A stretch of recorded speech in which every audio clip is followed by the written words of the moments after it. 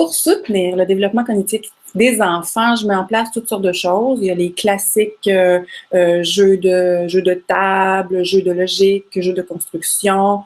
C'est ça, ça fait le tour. Les casse-têtes, tout ce qui demande du raisonnement, de la réflexion. Après ça, qu'est-ce que je fais donc?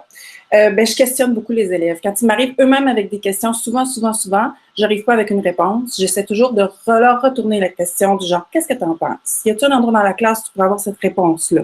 Y a-t-il un ami dans la classe? Comment on peut faire pour trouver l'information?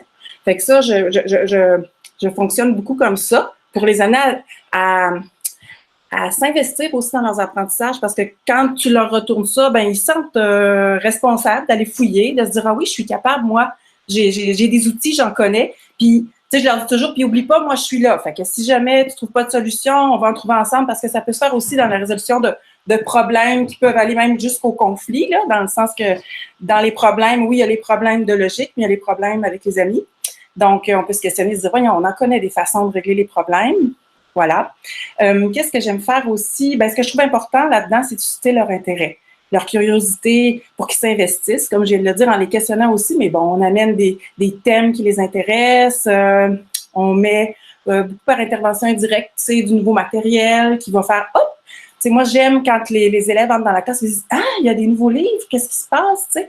Alors là, oh, pourquoi donc vous pensez qu'il y a des nouveaux livres? Ah, on va-tu commencer un nouveau thème? OK, super. Qu'est-ce que vous connaissez à ce sujet-là? Puis là, on embarque là-dedans, comme ça. Donc, l'intérêt, qu'est-ce que je fais d'autre?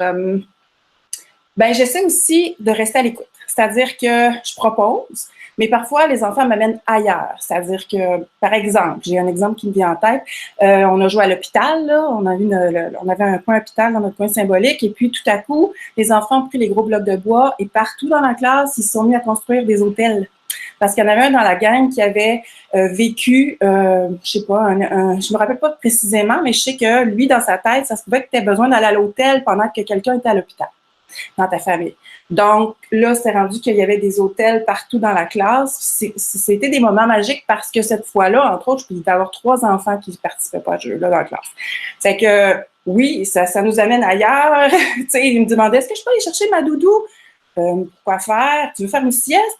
Mais non, c'est pour notre hôtel. Ah, pourquoi pas? OK, va chercher ta doudou. Donc, tu sais, laisser l'exploration, la créativité, puis beaucoup de fierté qui ressort de ça. Ils ont beaucoup de pouvoir sur leur apprentissage. C'était beau, ça faisait des beaux échanges, vraiment.